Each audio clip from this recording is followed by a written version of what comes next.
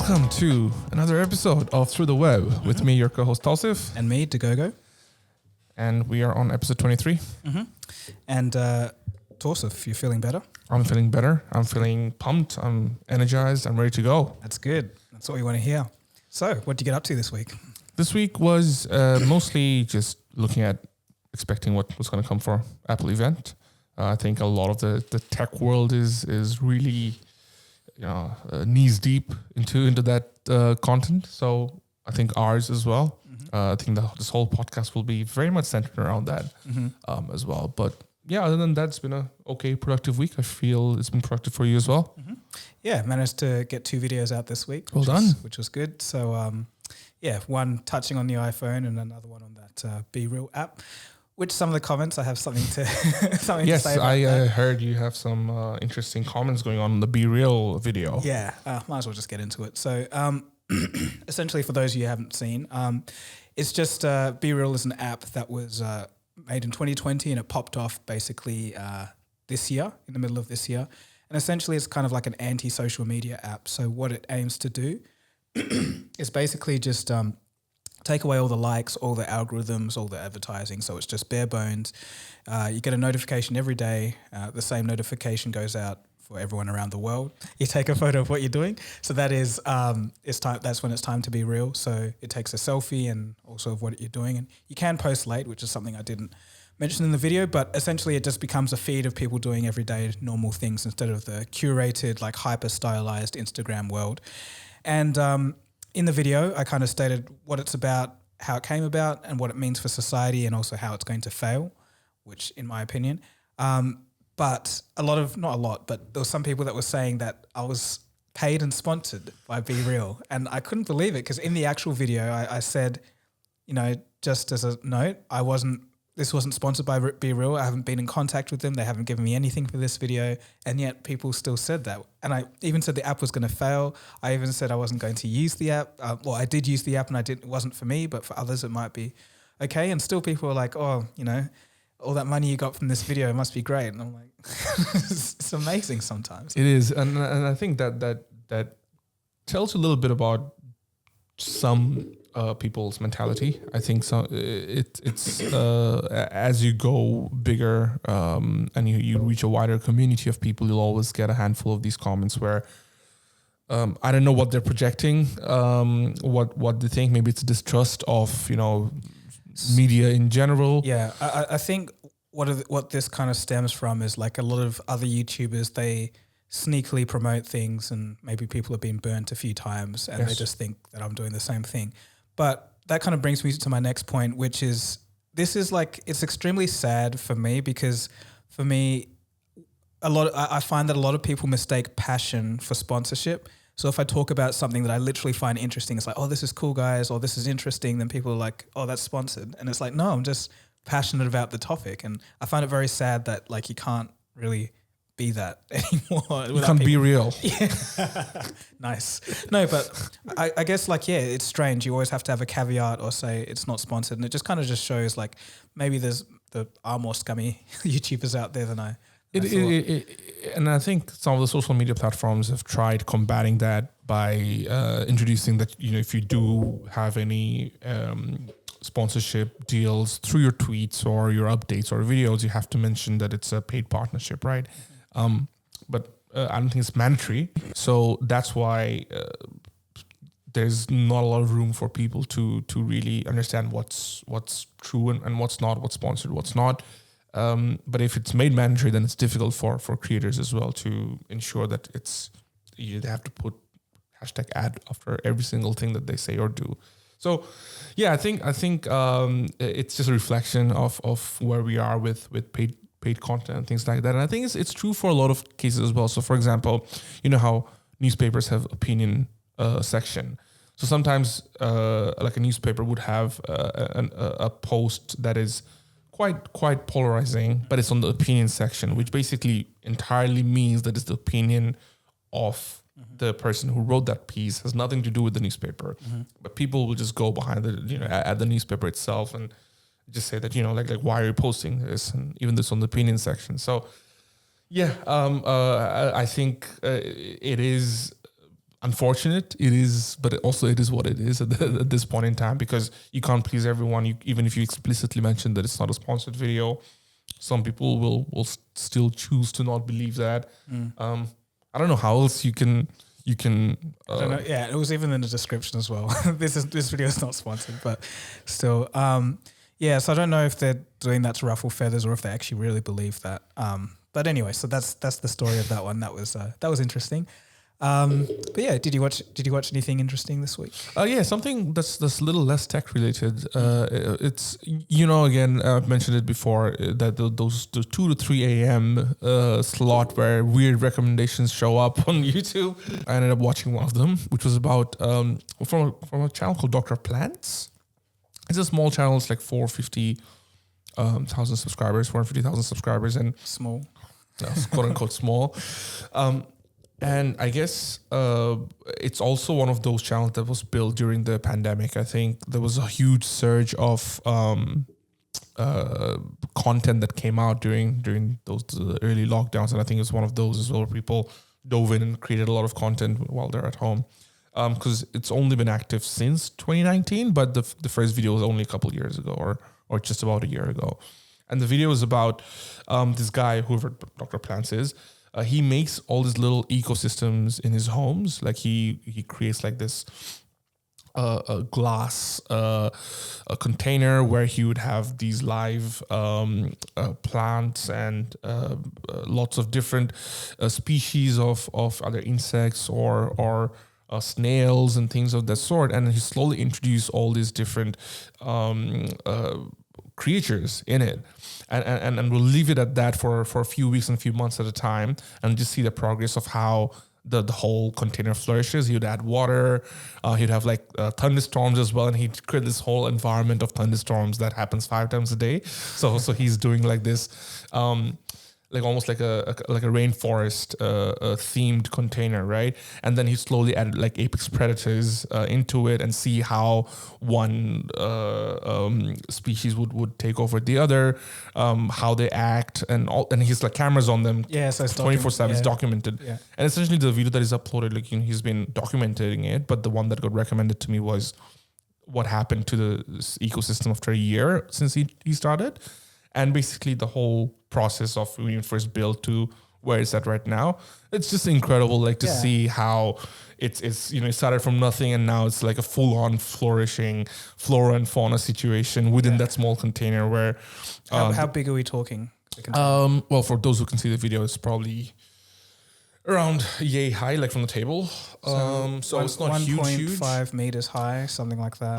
Yeah, roughly a little less, maybe between 1 to 1.5 meters for sure in terms of height, and maybe a meter in width at most.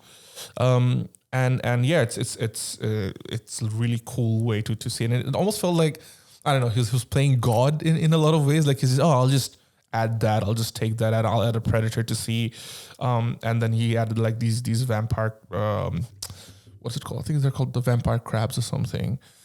Which essentially, when they're smaller, they become like they're easily susceptible to geckos. So he added geckos as well. But then when they get bigger, like the geckos can't eat them. So so he's trying to see like how many of them survive. Right. And apparently they started cannibalism as well because there wasn't enough food. So it's very crazy in terms of how. That's a bit, I don't know. I'm sure he had the capacity to give them enough food, but he just wanted to see what happens if. And that's where I felt like he was trying to play God a little bit, but I think he was also not just giving them food for the sake of it. He was saying that like how would they sustain in a quote unquote natural state in the wild. So he's replicating that feel within that container. So I thought it was a very interesting video, and I think there's a whole niche of that. Because again, once you start watching, you start seeing similar stuff, and there's like other channels who do that like on a regular basis. And now he's creating this other container, other ecosystem. So he's building multiple ones and he's documenting the whole process. So very interesting, cool video. That's something that the algorithm recommended to you, but there's two things. One, it knew that you would like that, even though I think that, off the bat, you wouldn't think of watching something like that, which is interesting. Very, very interesting. Yeah. And it shows that, how much the algorithm can know you in a lot of ways. So and what you might find interesting. So yeah, maybe I do have some interest. Or maybe I've watched like a certain documentary by David Attenborough or something, and it picked up, oh, he might like this kind of stuff maybe ages ago. Yeah. So I think there was that, but it was also training videos, just like hitting millions of views as well. But yeah, that was the main thing that I watched. Other than that, not so much. I think one interesting video, there's a smaller video, was Zuckerberg's MMA sparring video. Have you seen that? Oh, I saw a headline about that. Yeah, dude, he's incredible. Yeah, apparently he's really good. Experts were stunned, apparently. I know, and I saw that, I was like, whoa, this guy knows his way around, Well, if you're one of the most hated human beings on the world, I think you need to prepare yourself. You never know. And I guess on that note of the most hated human being on the world, Andrew Tate's been on my feed regardless of him being banned. I've never seen that's the interesting thing. I mean, and that's because I think I do, like, before judging something, I do want to see what's up with it first, right? And again, there's some things he says are really, really abhorrent, and I think there's some stuff that makes sense in terms of, like, say, self-development, and I think there's a crowd for that, right? But then there's other things that he said which is completely against guidelines, right? But the funny thing is, he's banned on TikTok or Instagram. Yeah. But other people are making like stitches or reacting to it. So his ideas, it's not even that. I heard he's moved to like Rumble or BitChute or one of those, and he's the biggest he's ever been. I think he had a live stream that had like over 1 million concurrent viewers, which incredible. is more than like most major streamers, more than everyone. And it's kind of like, this is the problem. You can't just like ban these guys off the platform and say, it'll just vanish, it'll go away. It's like they still have people that follow them, and they end up even bigger in the end. And it's like, and I think again there's a deeper like a deeper thing here, rather than just banning people off the surface of the platform. I think this is a way for the platform to take a stance against certain pressures from the crowd. But at the same time, like I said, he's quote unquote gone, but he's not really. Like, his videos have been all up on my feed of others, showcasing behind the scenes or stitching or reacting and all that kind of stuff. And yeah, you're right. I think you can't just get rid of something, just someone, and just hope that the whole ideology is just gone, right? And again, like I said, there's people look at things as black and white, but it's just every time it's just so much gray. Obviously, there are hateful stuff, there's sexist stuff, that are racist stuff, which definitely needs to be looked at. And if somebody goes down that path, they have to be, they have to face repercussions within the platform. But I don't know how you tackle the wider ideas that are quote unquote negative. Look, I think one way would be like resources below the questionable content, or like resources before it. Like there's some kind of warning or disclaimer or something. Yeah, but then also like you have a link to something. Obviously, not everyone's gonna click on that or whatever. But say someone's being openly racist towards a particular group of people. Where, like, do you think adding a disclaimer is enough for that, or just simply taking it away? Because there's no point of a disclaimer if it's being directly hateful. Yeah, so that's kind of even the example I was thinking of in my head. Even if someone is being directly racist, I think that I don't think the disclaimer is going to do much or anything. But I think if you're saying that kind of stuff, you'll have enough people kind of pushing back against it that it's not just into the void. So like, for example, like with BitChute and all these other kind of platforms, because everyone that's gone there has been banned, it's kind of like you're building this like underground army of like, there's no resistance from anyone else. So it's like, it's better to have it out and in the open and voiced rather than coalescing. Because Andrew Tate, his 1 million, there's not going to be anyone in that comment section who was like, this is bad or whatever. It's like, yeah, he's right, blah, blah, blah. And it kind of just elevates it even further. That's an interesting take, because you're right. I think Philip DeFranco, when he covered the story, he said that he thinks it's only going to make him more popular, which it has, as you can tell with those numbers, and he'll have more of a stronghold on the community he's already built on these platforms. Will only go and follow him elsewhere, and it's true for all cases. I think I was talking, like I was hearing some creators talk about a documentary that they did, which I think it was Andrew Schultz. Do you know Andrew Schultz? He's like this comedian. So he had a special. Yes, I think I do know the guy. He was going to sell to, say, I think Netflix or something, and they offered to pay him $1.1 million or something for that special, and he said no. Instead, he went to like a separate website that does paywall content, and he had a direct relationship with the thing, and he ended up selling 3.7 million just through that paywall, and then he keeps the entire money, right? Or maybe just a little bit to transaction fees or that, but compared to Netflix or a big streaming platform, that's crazy. So again, like these platforms only exist on the mainstream, but there's so many other things behind these, like say Netflix or Facebook and all that kind of stuff, where you do have a community. You can still kind of go on and do the things that you want. So I don't know. I think that's a deeper, wider conversation that like, okay, the social media companies are just doing, we've done our part. And I don't know, like maybe that's all that's required from them. They're not, I don't know, like if anything that's outside their platform, should they really care? So I don't know, it's probably a wider discussion to be had there. Definitely. But yeah, onto what I watched. What would you watch this week? This is completely, it couldn't be any more different. But there was this interesting video by this food channel. Like I don't usually watch that kind of stuff, but once again, recommended to me. But yeah, it was this guy that was kind of doing a meal exchange with this, I think it was Tibet or like Vietnam, something like that. But a tribal woman. So like, those people that wear rings around their neck and kind of extend. So she was one of those. She had never tasted like Western food in terms of like fast food, so McDonald's or like pizzas, or she didn't know what cheese was. So essentially he went to her village and tried out some of her dishes, and then she came and tried out some of the Western food. And some of the comments that she said was quite interesting. Like she thought that, pizza just tasted like salt. She didn't like it. She thought cheese was very strange, but yeah, she really enjoyed that. And her favorite meal of all of them was actually just a Big Mac.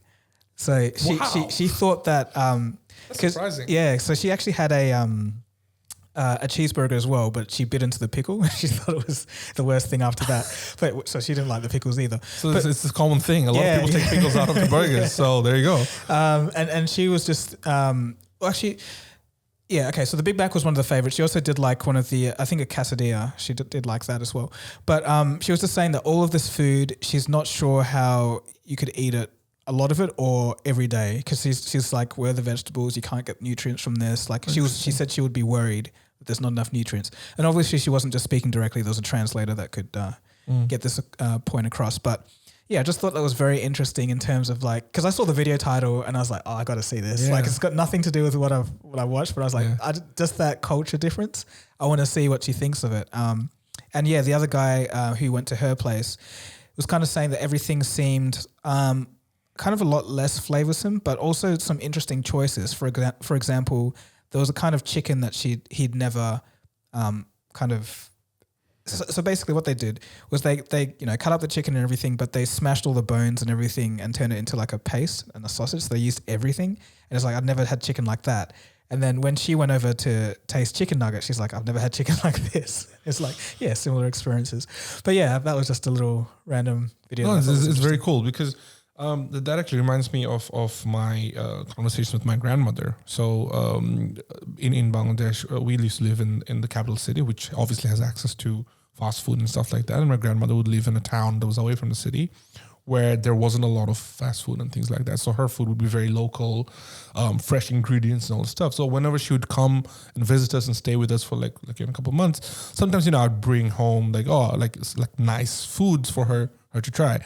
Every time she'd hate burgers, pizza, pasta, like she never liked any of those stuff. She'd have a little bit and now she'd go back to having my good old local stuff. So I find it interesting that she, the woman in your video, she loved Big Mac as one of the best things she's tasted, because generally from what I hear, people who are not used to it don't usually tend to like it, because I think our entrance to junk food has been almost like a steady build up, unless you're born into a family who kind of give you that straight from the start. So yeah, it's just very, very interesting how different maybe she people, was lying. She was like, I want to be polite or something. Maybe. But the guy was like, yeah, just be honest. But yeah, she did say she liked that. One of the other things she really hated was like mac and cheese. She thought that was absolutely disgusting. Oh, so, wow. Yeah, so it's just, yeah, it's interesting. Do you like mac and cheese? I think it's okay. I think you can have good and bad, but it's not my favorite. It's not my Yeah, I can't think of a time where I had like, oh, this is the best mac and cheese in the world. I've tried different ones and they all kind of feel similar. Yeah, I think it just depends if you like it or not. I think it's very American, isn't it, mac and cheese? Yeah, I'm pretty sure it is. Yeah. Yeah. And another video that I watched was just a couple of videos on Korean culture, actually. So just people that have lived there and just saying how it's like. And a lot of things I didn't know. It's actually a lot sadder. So this is South Korea. A lot sadder than I would have thought. So very sexist in terms of, sexism. And quite racist as well. Like foreigners aren't that welcomed, I guess. And another thing is just how much they work. So like it's not unusual to have like 60-hour work weeks and everything, even though there's a government limit on it. And you're supposed to go out with your bosses and drink every few days a week and everything, and you can't say no. It's like something that you have to do.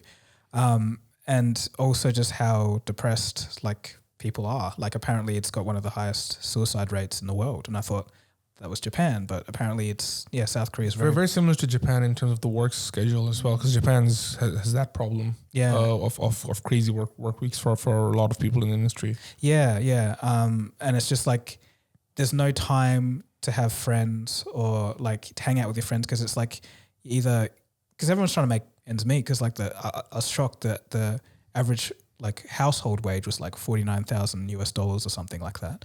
And the average house is like $500,000. So it's like people just working overtime trying to make ends meet, and it's just not enough time for friends and family, and so no one's getting married, no one's having kids. And it's same in Japan. Yeah, so because they're also really low birth rates there as well. So yeah, that was surprising. They say there's still some good aspects. There's a lot to see and do and everything, but it's kind of like everyone's always just keeping to themselves and just got their head down on what they need to do. And then there's also like some bad stuff to do with like abuse and stuff. But yeah, it was very surprising to me to hear that. And it wasn't just one video I watched. I watched like 3 different ones from 3 different people, and they kind of felt similar as well. So because my next trip was actually, I was thinking of going to Japan or Korea. So I think I'll still go, but I should, because obviously every country has goods and bads, right? Yeah. I think, but it was just surprising. I thought like Korea was just like this booming. Well, that's what it is. It is. Yeah, the economy is booming, but as in just like I thought it would just be just good stuff. Nice. But that's the reality of the world, I guess. Yeah, I know someone here who basically works in digital media in terms of she studies like trends and culture that are impacted through either TikTok or Facebook or just digital social media culture. And I was reading one of her pieces on South Korean influencer culture and how it impacts the wider society. And I think there's this term, and I can't think it at the top of my head. It's a South Korean term as well, that basically brands these influencers as people who are lazy, who don't work. So the general populace looks at them as this category of people who are nothing representative of the South Korean culture, because they feel that they don't have the work ethic of the 60-hour work week. Well, and that's not that different from everyone. No. Yeah, it's like, you say to someone, "Oh, I'm a YouTuber," or I'm an influencer. Yeah, then they're just like immediately discard. And obviously there's some truth to it in some cases, because if you look at Sydney for trying to make ends meet, working 60 hours a week, and then you see like quote unquote influencer just have their phone up and selling I guess product. Like at the extreme ends, if you're talking about someone who's working 60 hours a week, and then someone who takes a post and gets like $100,000 from Nike. And it's usually the extreme ends that have the judgment one against the other. But obviously there's the middle ground. Just one last thing. Have you heard of BeReal or Tangping? So the first one sounds familiar. Okay. But either way. So just when we were touching on Korea and working so much and everything, I haven't finished it yet, but I think it was a CNA or something documentary on the BeReal movement in China. So BeReal basically means let it rot, and Tangping means laying flat. So Tangping happened in 2021 where it was like a reaction from the Chinese youth saying, we don't want to participate in this rat race anymore. We're literally going to lie flat and stop doing work. But then it's kind of snowballed into this secondary movement called Bailan, which is the let it rot, which is like we don't want to do anything. We're like sick of this. And so the Chinese government's like getting really worried. They like scrambled to ban this, but it's still like kind of picked up pace. So it's like this growing resentment of like traditional Chinese work ethic, and it's like so shocking to the other generation because it's like this is the furthest thing from what we could like imagine being like housed in our country. So it's just so it was just following different people who were like in their mid-20s and late 30s and kind of realizing that, you know, it's almost impossible. There's so many university graduates. It's so competitive, all the industries, and like the pay isn't that great.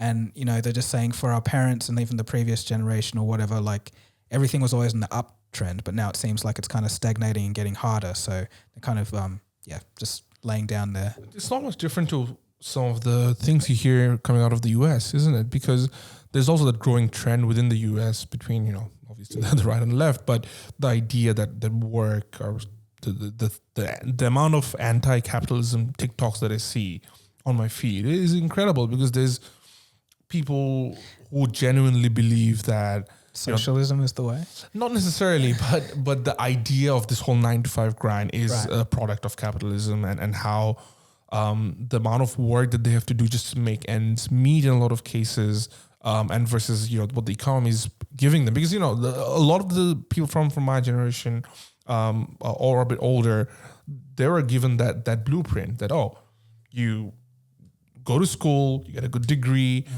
and then you get you take loan if you have to for that degree, and then you get out with a piece of paper, and then you'll get a good job and you'll get a good salary, and it's almost like a guaranteed blueprint. But that story is falling apart today. That's sort of like a good meme or picture or whatever. Is like the world that you were promised when you were growing up doesn't exist anymore. And it's kind of that's the way. But in my money video, when you were saying like you grow up, you get taught to like have a good education so you can get a good job to earn money. And then like I kind of asked the question, where does the money come from? Like, what is it? But then you have another group of people which are like, let's just skip all of that and just get the money. And then you end up with either scammers or entrepreneurs, depending on your predisposition. But I think it's interesting that a lot of people are realizing this now. Like it's not kind of what you thought it was going to be. So there's a lot of people that are trying different things, like however they can to you know, make ends meet. So yeah, it will be interesting to see like where it leads and like where especially the Chinese movement, because I feel like that's so antithetical to what they, because, you know, in the US or like Western countries, like Generation X were known as the slackers. So it was like, you know, that they kind of had their rebellion and everything, and the baby boomers had a bit of one, but in China it's always been like one after the other. Yeah. So no, it's always been like very traditional to just like work very hard. So just having this happen is like such a shock. So yeah, that's what I watched. Goose. Good video. Just before we move on to the topic, just want to give shout out to a comment from David. Mentioned about the intro music replays in his head quite often. So intro music to the podcast is something that he listens to quite a bit in his head. Cool. So that's nice one, David. That's cool. Actually, there's a topic on music on this podcast. We'll come to that later. But first, we want to talk about the biggest story, which is the Apple event, which happened 2 days ago. Do you want to do a quick recap of what you liked, what you didn't like? Sure. So yes, the Apple event, iPhone 14 and iPhone 14 Pro and the Max. Yes, they were revealed. Essentially same designs for the base model, but then the Pro model got a thing called the Dynamic Island, which is a pill-shaped cutout that transforms depending on what your use case is. So I thought that was extremely clever use. When I first saw it, I was like, yeah, this is what Apple does best, like making a negative into a feature. And you know, they I think they really thought about that UI.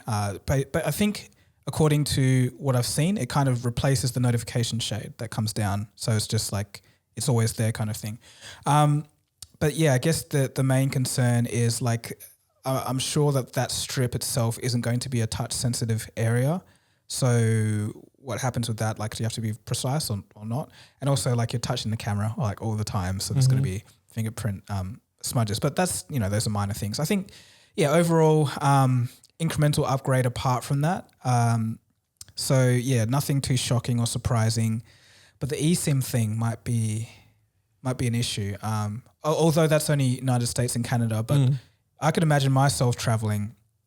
Like it was a nightmare, not a nightmare, but it was like, you know, having a SIM in another country like is very convenient, but it was kind of hard to get one that worked in Germany because right now there's so much scams going on over there that you need to actually be in a store and like, or either call up this number and do this like registration thing and give your ID. You have to take a photo of your ID and all this kind of stuff.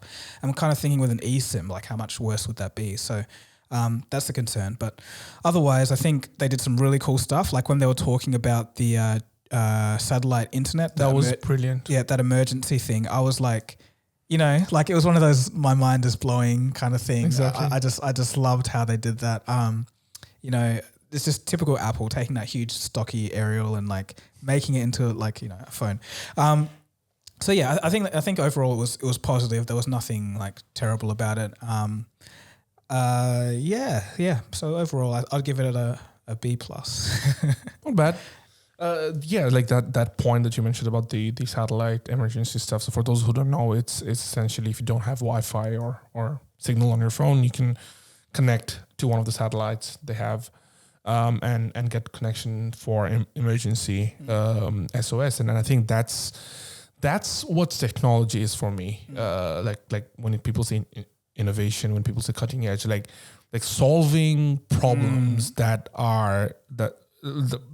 need solving, really. Yeah, exactly. Because there are people, like imagine the amount of lives this can save, the amount of things that it can... Because you hear like stories of people getting lost in the desert. All the time. Like there's so many stories of, and also like, you know, there are cases of abductions and things of that sort. And you can even like you can find your iPhone to show your location to friends and families if you're going in places where there isn't enough connection, things like that. That's such like that's what technology is to me, right? They also had this other feature on their Apple Watch, which basically I think they mentioned that they can track your temperature to up to 0.1 degrees Celsius. And if you're a female, what this means is that that'll help you look at your ovulation cycle, your period cycles. Again, like solving these human problems and making it better, like making your life better. I think that's what technology should be. And this is where I give Apple their kudos, right? Like no, definitely. Coming up with ways. And also one other feature that I loved was the crash detection thing. Again, And the way they went about it, it was like AI, like 1,000 crashes and analyzing the sound and I was like, yes, this is it. Like and also the gear that they showed within the watch and the phone itself, and also the way they presented it, like on the adverts. It's like, oh, we hope you never use this feature. Yeah. It's just brilliant. Like this is what Apple does. I think Linus Tech Tips did a video and it was like, you know, if you don't buy, like the title was like, if you don't buy the Apple Watch or like iPhone, you're going to die or something like that, or you might as well die because like you were saying, the amount of car crashes in that thing was like so much. If you don't buy this, you're done. But yeah, no, but it's true. Like they presented it really well. And just going back to the satellite internet thing, like just that problem of like, you can't see the satellite in the sky. There's no way you're going to know where it is. But then to have it on an interface that like lights up green when you got it in the right place, I was like, oh, this is such good. And it's just the way they also kind of the design aspect of it is just so nice to look at.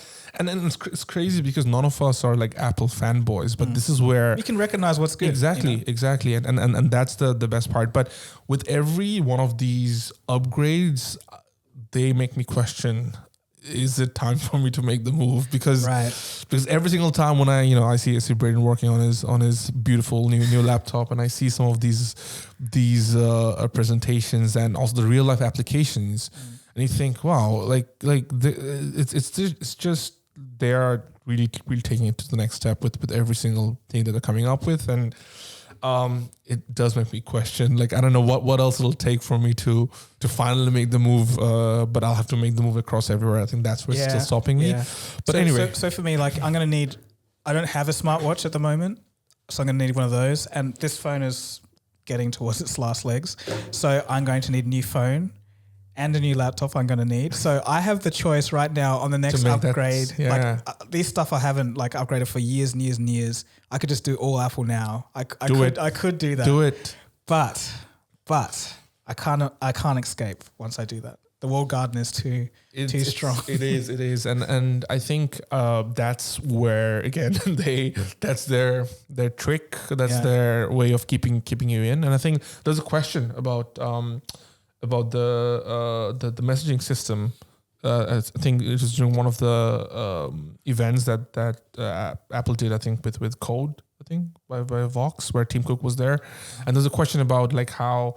One of the journalists sends messages to his mother, but then she can't use the full utility of it because she's not on an Apple phone. So it's the whole green text, blue text conversation.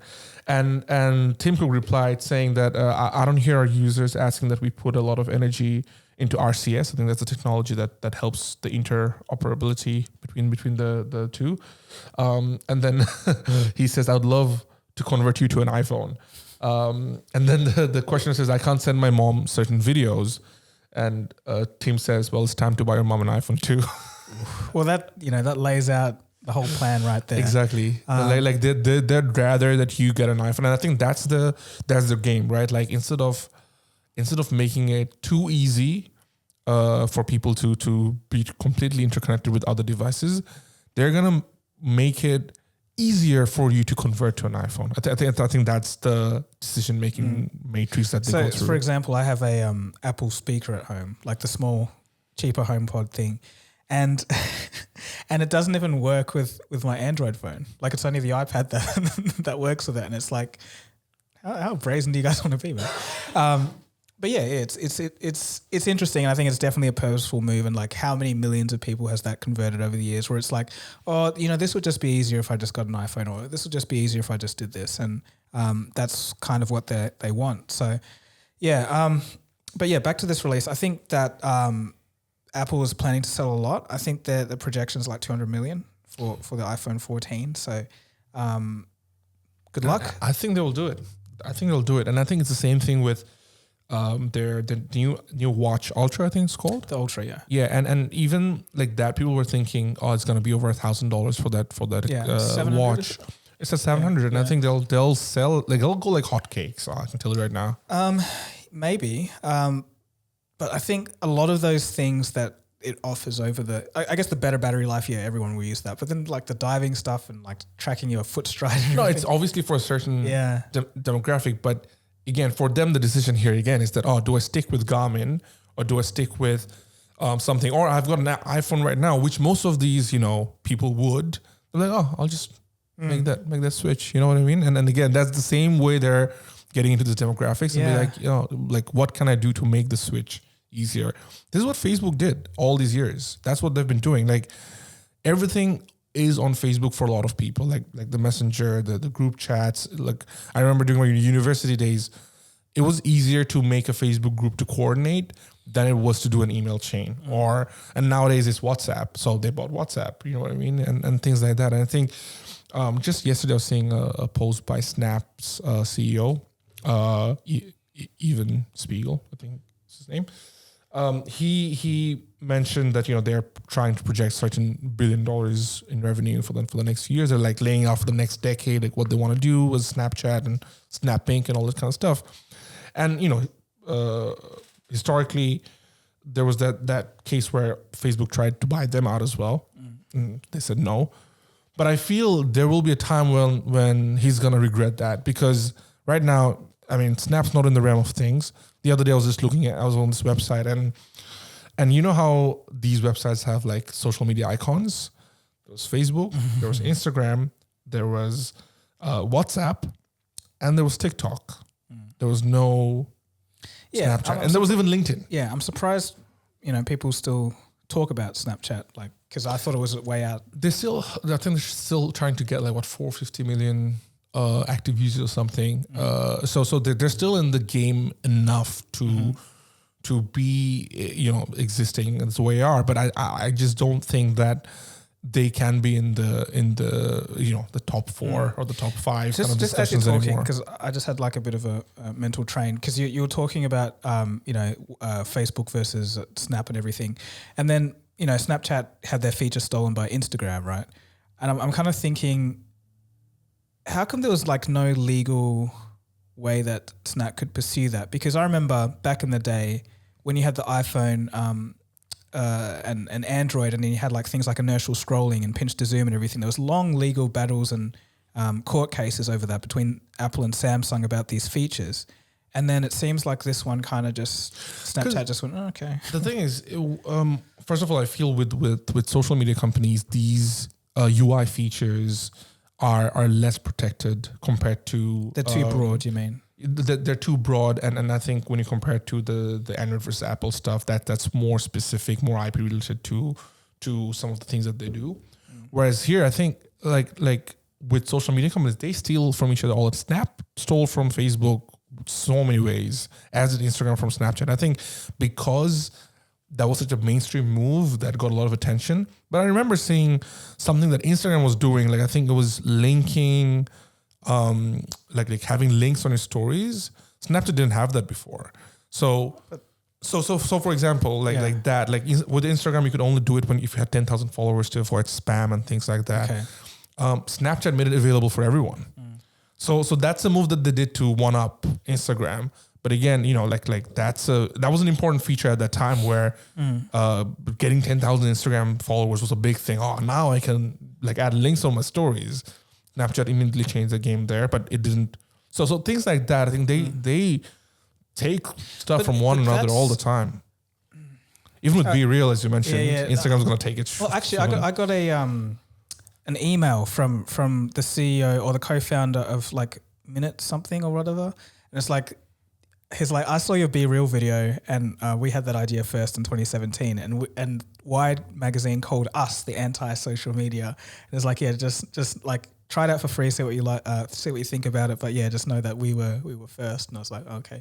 But unfortunately, ideas don't matter, man. It's the execution. But yeah, I have heard of that app, and I think one of my friends a while ago was telling me about it. It's where you take 1 minute video every day or something like that, and then like over the year you have like a summary of your life, and then you can go and see other people's things, but there's no profiles or anything, so it's literally anonymous. So you just like peer into what they're doing. Yeah, it's like, oh, I thought that was pretty cool. But I think Beam was before that. Yeah. Who tried something similar? Beam was like 2015. Oh wow, okay. So Casey Neistat was there first. Yeah. But well, the thing is, okay, we're going off on a little tangent, but for Beam, I remember it being like there was something with CNN or something, and it was kind of... Yeah, so CNN bought them off. Right.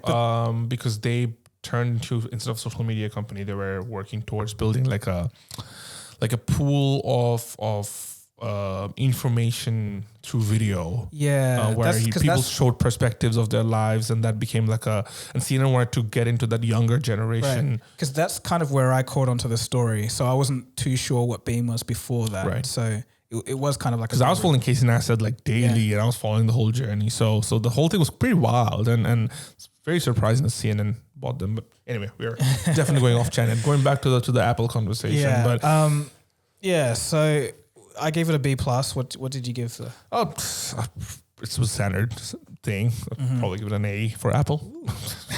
But not an A++. I think for A++, you'd have to blow my minds off. Yeah, so. A++, you'd have to have an iPhone that's like this big but magically folds into a tablet. Into something. A tablet, it's got an interactive Siri that just knows what I want all the time, every time. It's got like a 12 million core GPU. There you go. So that has to be an A++ for us. Yeah. But you also made a video on why Apple's moving to India, which just came out around the same time as the event. So do you want to give a quick kind of roundup again for those who are just listening in? Do make sure to check the videos out on the ColdFusion YouTube channel.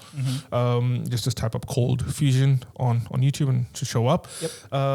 But yeah, do you want to just give a quick roundup of what the whole video is about? Yeah, sure.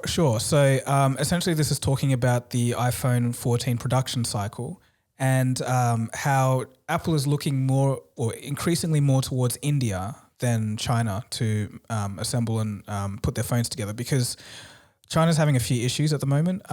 There's like economic issues. There's a video coming out on this later. But yeah, there's a massive housing issue coming on. There's geopolitical tensions and all this kind of mess. So essentially Apple's seeing risk and they're like, okay, hey, we've got to diversify our supply chain a little bit more.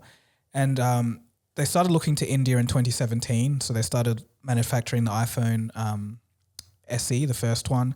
And then slowly started ramping up. But then in 2020, till now, the ramp up has been huge. So 2020, India was 1.5% of global iPhone supply. Then this year, it's about 5%. And then by the end of the year, they want it to be 7%. So that's 11 to 12 million iPhones. And that's no small feat. So the video is basically talking about that. So yeah. Right. And a lot of the comments were saying that this, there was a mix of comments. One that I want to address is how some people are saying that this actually doesn't benefit, quote unquote, benefit India. Do you want to expand on that comment? Yeah, so it doesn't really, because the government has a lot of tax in the way of iPhones, even though they're being made there. So unfortunately for them, it's not at the moment because of the government red tape, but there is some talk of Apple looking to India as a growing market, because if they could tap in there, that's almost 2 billion people. So that's huge. But the thing is, the price is too high for a lot of Indians at the moment. So that's going to be a longer term thing. So that you're going to need two things. You're going to need the GDP to go up even more, because it has actually risen in the past 10 years. It's kind of crazy. But also the iPhone, the taxes have to be gotten rid of for the iPhone. So yeah. Right. So I think going forward, though, do you think Apple will completely ditch China altogether, or they'll still kind of maintain some operations? It depends on how what happens and how far we're talking, but I think it's quite unlikely to completely get rid of China. What they're going to do is they're going to, I think India's number 2 now, but then there's others like Vietnam and Thailand and stuff where they can do other manufacturing. So I think China's just going to start losing out to a lot of these other places if they keep going on the same trajectory that they're doing, because these lockdowns in the tech hubs of China has really just done a complete obliteration, which is, okay, this is a side point. I cannot understand. I haven't had any geopolitical commentator flesh this out or say why. Why is he doing this? Why is Xi Jinping locking down so many people at a time like this? When COVID, obviously the rest of the world's kind of moved on. It's not as bad as we once thought it was. But just saw that you won't need to wear masks on flights from Perth as well, which is pretty crazy. There you go. That almost seems like it's over. Yeah. Over, but again, but as quote unquote according to governments, through their eyes, it's ending. But he's way, very harsh, and it's not doing much benefit. The risk benefit analysis is there might be some elderly sick people, but you're causing But is that the reason why he's blocking? I'm not sure. That's the thing. We don't know, right? Yeah, but so according to some people who are Chinese who I've talked to, they're he might be trying to save face. So he's made a decision. He doesn't want to back down from this decision. Right. He's going to keep on, because there's some opposition and in fighting. It's no, I'm right. So it's going to just that's all I can think of, because otherwise it's causing billions of dollars of damage every day. It's not. I don't know. It's just an ego thing. Yeah, that's all I can think of. According to some people, doesn't make any sense. So that's happening, and it's not just Apple. There's other companies that have been manufacturing there saying hey, we gotta take a look at this and try and diversify our supply chain. So COVID's not going to be there forever. So that's going to come back eventually, but. This would be a bit of a ball rolling for people to say hey, things aren't the way we thought they were. Let's just have a look at elsewhere. So I don't think China's going to go away, or manufacturing is going to stop, but it's going to kind of taper off a little bit. Mm-hmm. Awesome. I think that's wraps up our Apple discussion for the day. But I think there's one more point. During the whole event, when it was live, there were some YouTube channels were running fake events as crypto scams. And the way they did it was they basically was live streaming an old interview of Tim Cook from 2018. and just seemingly to attract attention of the gullible people, and they had thousands of viewers who were tuning in concurrently, like watching that stream, and it's funny, and it's funnier because it had a strange titles like Apple Event Live, CEO of Apple Tim Cook, Apple and the Metaverse in 2022. That was the title of the video. Right. And was showing an old interview, and even the streamer had added like Bitcoin and Ethereum logos, instead of the channel where the CNN who took the interview. So they removed the CNN logo and added those Ethereum and Bitcoin logos. And they had like Apple Crypto Event 2022 and urgent news was at the bottom. And it's just Tim Cook talking like random stuff. Wow. And they probably obviously, I think, but I see these very frequently, like old Elon Musk videos. Almost like those video conferences where he would like sit down and talk to others, and there's like one like in the same frame you'd have Jack Dorsey and and Jack Dorsey would be like a looped video, like as if he's listening, but it's just like a loop video of him just moving and then just going back and moving, and hundreds and hundreds of these are hacked channels by the way. Yeah. This is quite an old trick. Yeah, no, it's been around for a while. It's like people get their channel. Actually, who was it? Corridor Digital had this happen to them, like their second channel.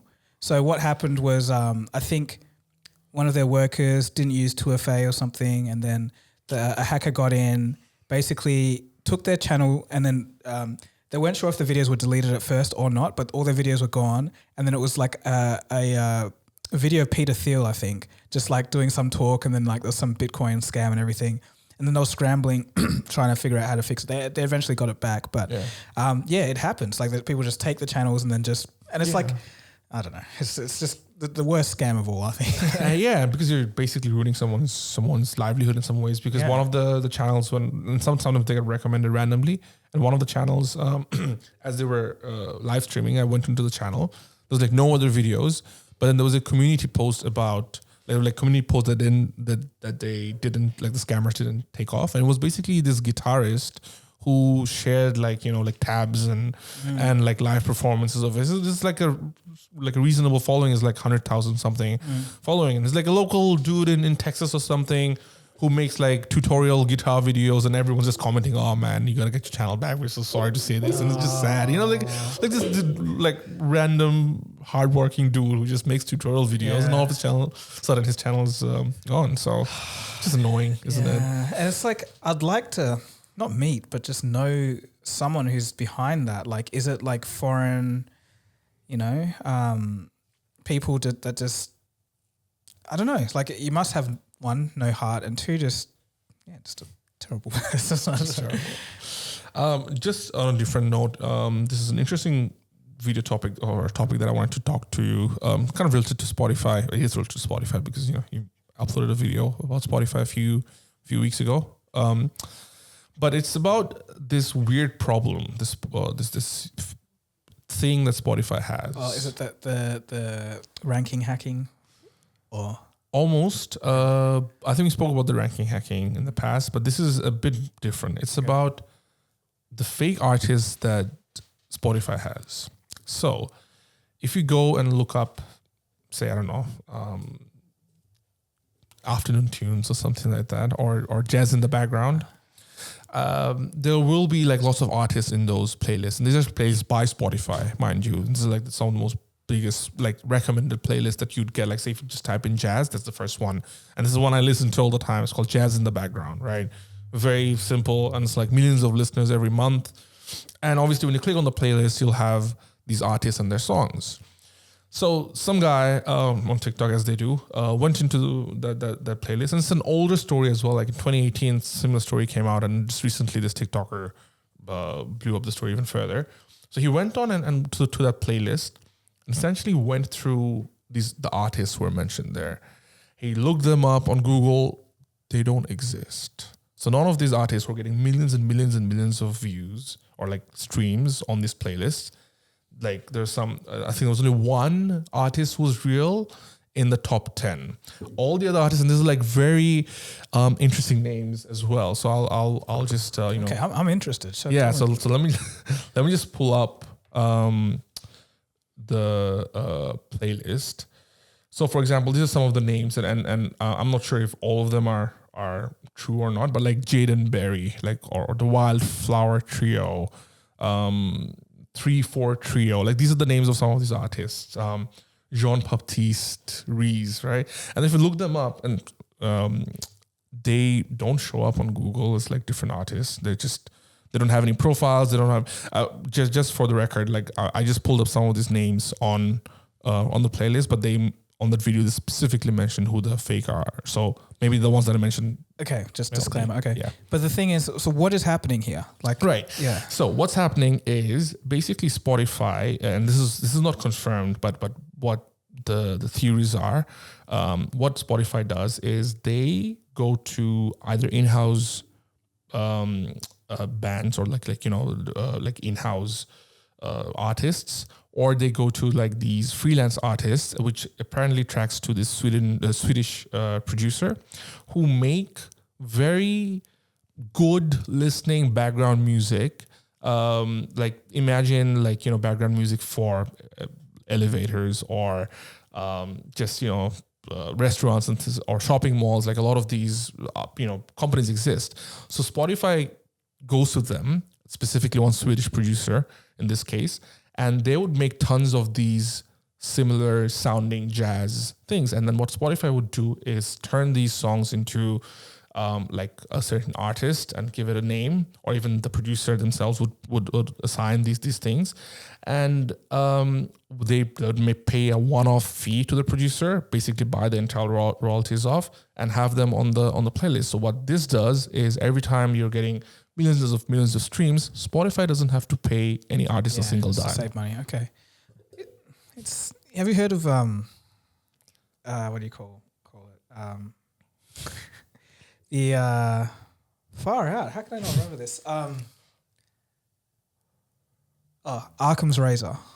Have you heard? Okay. So basically, what it means is like the simplest explanation is probably the true one.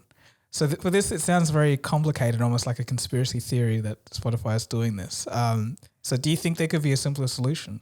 No, because I think this is a practice that's been done in the past as well. Like Sony, like all the big recording companies would have done these in the past. Like that's what some of these articles are saying. Like it's not an uncommon practice. Oh, okay.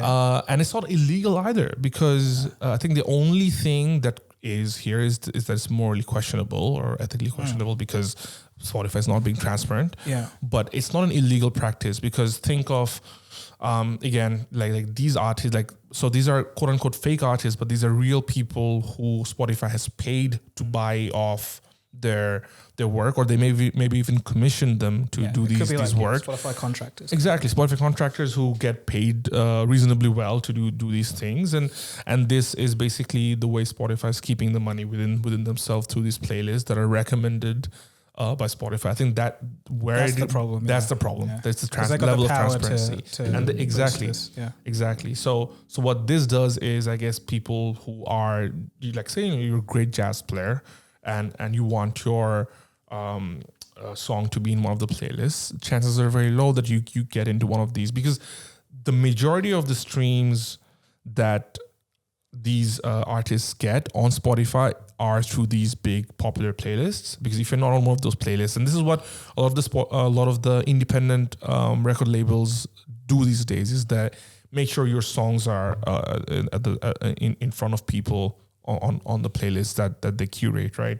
Otherwise, you can't just expect, just put something out and your song will get millions of views or streams.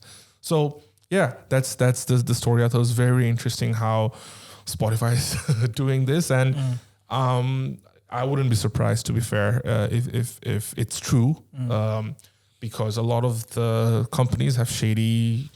Yeah, like practices. when you're explaining all of that, I was like, but then when you were saying that there's precedent and other record labels and stuff do this as well, then I'm like, okay, that kind of makes sense. Yeah, because there's no other explanation. For example, like say, of the 10 of the most streamed songs within that playlist, 9 of them are not to be found anywhere. Like no profiles, no live shows. Like there should be some level of something in this day and age about them. At least live shows, like, okay, they may not have a Facebook profile for their artist page, but you would be able to get some form of information, but none exists for a lot of them. So yeah, I wouldn't be too surprised if it does come out to be true. Something came out around 2018, something similar, but they categorically denied it. Spotify did, but this is a newer version of that story where people are like diving in directly into the artists and stuff, which wasn't the case in 2018. Right. So it's still an evolving story. So we'd be really keen to see what happens. But yeah, like I said, I wouldn't be surprised because, Uber, for example, they've done some pretty interesting things in the past, and there were all kind of question marks around it. But today, they've kind of faced the music a little bit. Right. No pun intended there. Interesting. Okay. But that's about it from my end for the day. Okay. I don't think I got anything else. So I think that just about wraps it up. So thanks for listening and thanks for watching. And until next time, see you later. Cheers.